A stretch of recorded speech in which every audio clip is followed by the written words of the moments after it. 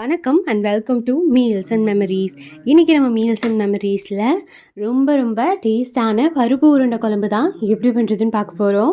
பருப்பு உருண்டை உடையாமல் அதே சமயம் செம சாஃப்டாக இருக்கிற மாதிரி எப்படி பண்ணுறதுன்ற டிப்ஸ் எல்லாம் இந்த வீடியோ ஃபுல்லாக சொல்லியிருக்கேன். ஸோ கடைசி வரைக்கும் ஸ்கிப் பண்ணாமல் ஃபுல்லாக பாருங்கள். ஃபஸ்ட்டு நம்ம ஒரு பாத்திரத்தை எடுத்துகிட்டு இந்த டம்ளரில் 1/2 டம்ளர் அளவு கடலைப்பருப்பு, 1/2 டம்ளர் அளவு துவரம் பருப்பு நான் ஊற வச்சுருக்கேன். இது 1 மணி நேரம் போல் நல்லா ஊறட்டும். அதுக்கப்புறமா நம்ம புளி ஊற வச்சிடலாம். புளி சின்ன நெல்லிக்காய் சைஸ் புளியை நம்ம எடுத்துகிட்டு அதில் கொஞ்சமாக சுடுதண்ணி ஊற்றி ஒரு 15 நிமிஷம் இருந்து 1/2 மணி நேரம் வரைக்கும் நம்ம ஊற வச்சுக்கலாம். இப்போது ஒரு 1.5 மணி நேரம் போல் ஆகியிருக்குது. பருப்பெல்லாம் பார்த்தோம்னா நல்லா ஊறிடுச்சு. இப்போ தண்ணியை வடிச்சிட்டு பருப்பை சேர்த்துக்கிறேன். மிக்ஸி ஜாரில் சேர்த்துட்டு கொஞ்சமாக கல்லுப்பு, 2 வரமிளகா, ஒரு ஸ்பூன் அளவு சீரகம் சேர்த்துட்டு நம்ம நல்லா அரைச்சி எடுத்துகிட்டு வந்துடலாம்.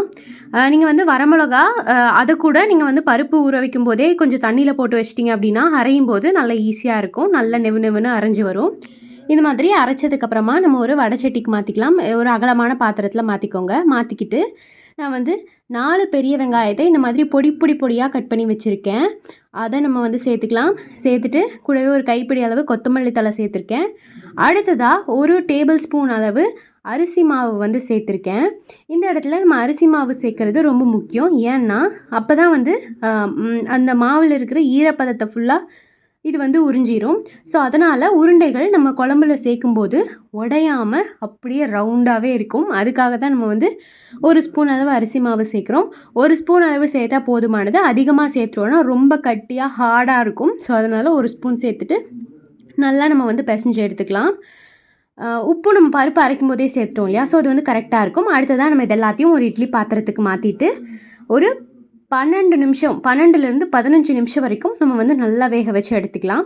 அது வெந்து வரட்டும். அதுக்குள்ளே ஒரு கடாய் வச்சுட்டு ஒரு குழிக்கரண்டி அளவு எண்ணெய் சேர்த்துக்கலாம். நான் நல்லெண்ணெய் சேர்த்துருக்கேன். அடுத்ததாக ஒரு 1/2 ஸ்பூன் சீரகம், 1/2 ஸ்பூன் வெந்தயம் சேர்த்துக்கலாம். அப்புறமா 2 கொத்து கருவேப்பிலை சேர்த்துக்கலாம். கருவேப்பிலை சேர்த்ததுக்கப்புறமா ஒரு 5 பல் பூண்டை பொடியாக கட் பண்ணி வச்சுருக்கேன். அதையும் சேர்த்துட்டு 2 பெரிய வெங்காயத்தை நீல வாக்கில் கட் பண்ணி வச்சுருக்கேன். அதையும் சேர்த்துட்டு நல்லா வதக்கி விட்டுடலாம். வெங்காயம் நல்லா வதங்கின உடனே 2 தக்காளி கட் பண்ணி வச்சுருக்கேன் நீல வாக்கில். அதையும் சேர்த்துட்டு நல்லா வதக்கி விட்டாச்சு. அடுத்ததாக 1 ஸ்பூன் மஞ்சள்தூள், 2 ஸ்பூன் குழம்பு மிளகாய் தூள் சேர்த்துக்கிட்டு அதையும் நல்லா இந்த எண்ணெயிலேயே வதக்கி விடணும். மசாலா சேர்க்கும்போது அடுப்பை சிம்மில் வச்சுக்கோங்க, இல்லைனா மசாலாலாம் கரிஞ்சிரும். அடுத்ததான் நம்ம புளி ஊற வச்சுருந்தோம் இல்லையா? அதை கரைச்சிட்டு புளி தண்ணியை சேர்த்துக்கலாம். புளி தண்ணி நல்லா கொதிச்சு வரக்குள்ளே அதே மிக்ஸி ஜாரில் 1 மூடி தேங்காயை துருவிட்டு சேர்த்துக்கலாம். கூடவே 1 ஸ்பூன் சோம்பு சேர்த்துக்கலாம். தேவையான அளவு தண்ணி விட்டு நல்லா மைய பேஸ்ட்டாக அரைச்சி எடுத்துகிட்டு வந்துடணும். இந்த புளி தண்ணி சேர்த்தோம் இல்லையா? அது நல்லா இந்த மாதிரி கொதிச்சு வந்ததுக்கப்புறமா நம்ம அரைச்சி வச்சுருக்கிற தேங்காய் விழுதியும் சேர்த்துக்கலாம். தேங்காய் சோம்பு அந்த விழுதியும் சேர்த்துட்டு நல்லா இந்த மாதிரி கலந்து கொடுங்க. நான் சேர்த்துருக்கிற புளி பார்த்திங்கன்னா கொஞ்சம் பழைய புளி, அதனால் கலர் நல்லா கருப்பாக இருக்குது. நீங்கள் நார்மலான புளி சேர்த்திங்கன்னா இன்னுமே கலர் நல்லா வரும். அப்புறமா தேவையான அளவு தண்ணி சேர்த்துக்கிட்டு ஒரு டைம் நல்லா கலந்து விட்டுட்டு தேவையான அளவு கல்லுப்பு சேர்த்துக்கோங்க. கல்லுப்பும் சேர்த்ததுக்கப்புறமா 1 ஸ்பூன் அளவு நாட்டு சர்க்கரையோ அல்லது வெல்லமோ சேர்த்துக்கலாம். நம்ம புளி சேர்த்துருக்கோம் இல்லையா? அதனால ரொம்ப புளிக்காமல் இருக்கிறதுக்காக 1 ஸ்பூன் வெல்லமோ 1 ஸ்பூன் நாட்டு சர்க்கரையோ சேர்த்துக்கலாம். நான் 1 ஸ்பூன் நாட்டு சர்க்கரை சேர்த்துட்டு நல்லா எல்லாத்தையும் கொதிக்க விடுறேன். அப்புறமா நம்ம ஒரு 15 நிமிஷம் போல் அதுக்கப்புறமா பார்த்தோன்னா இந்த மாதிரி நம்ம வேக வச்சுருந்த உருண்டைகள் எல்லாம் நல்லா அந்த பாருங்கள் ரவுண்டாக அப்படியே வந்துருச்சு. இந்த உருண்டைகள் எல்லாத்தையும் நம்ம குழம்புக்கு மாற்றிக்கலாம். ஒன்றா எடுத்து உடையாத மாதிரி நல்லா சேர்த்துக்கோங்க. இந்த உருண்டைகள் பாருங்கள் நம்ம சேர்த்ததுக்கப்புறம் கூட எதுவுமே உடையவே இல்லை, எதுவுமே ஆகவே இல்லை. அதே மாதிரி சாஃப்டாகவும் இருக்குது. கொஞ்சமாக ஒரு 2 நிமிஷம் பொறுத்ததுக்கப்புறமா இந்த மாதிரி லைட்டாக ஒரு டைம் கலந்து விடுங்க. ரொம்ப கலந்து விட வேணாம்.